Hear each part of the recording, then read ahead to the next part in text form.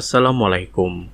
বীর মুক্তিযোদ্ধাদের মাঝে চেক বিতরণ, জানবো তার বিস্তারিত খবর। তবে আপনি যদি যুদ্ধের জীবন চ্যানেলে নতুন থাকেন, চ্যানেলটি অবশ্যই সাবস্ক্রাইব করবেন, পাশেই থাকবেন। রাজবাড়ীতে জেলা প্রশাসকের উদ্যোগে অসুস্থ বীর মুক্তিযোদ্ধাদের মাঝে চিকিৎসা সহায়তা হিসেবে চেক বিতরণ করা হয়েছে।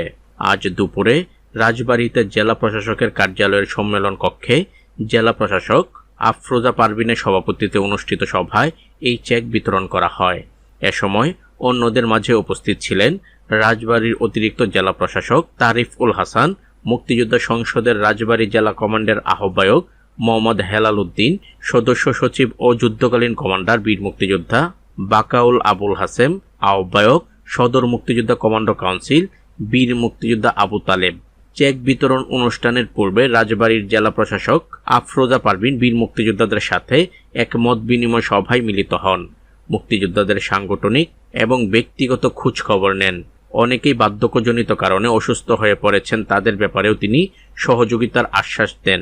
তিনি বলেন, আমরা বীর মুক্তিযোদ্ধাদের সহযোগিতার ব্যাপারে সবসময় আন্তরিক। ওনাদের পরিবারের প্রতিও আমরা সহানুভূতি পোষণ করি। কয়েকজন বীর মুক্তিযোদ্ধা ইন্তেকাল করেছেন ইতিমধ্যেই, তাদের পরিবারের সদস্যদের প্রতি সমবেদনা জানিয়েছেন। আজ 9 জন অসুস্থ বীর মুক্তিযোদ্ধাদের মাঝে 41,000 টাকার চেক বিতরণ করা হয়েছে। বীর মুক্তিযোদ্ধা মোহাম্মদ আজিজুল ইসলাম, বীর মুক্তিযোদ্ধা মৃত হাবিবুর রহমানের স্ত্রী শাহনাজ বেগম, নুরুজামান বিশ্বাস, মোয়াজ্জেম হোসেন সহ অন্যান্য বীর মুক্তিযোদ্ধাগণ উপস্থিত ছিলেন। তো আজ এ পর্যন্তই, দেখা হবে অন্য এক নতুন ভিডিওতে। ততক্ষণ পর্যন্ত সবাই ভালো থাকবেন, সুস্থ থাকবেন। আল্লাহ হাফেজ।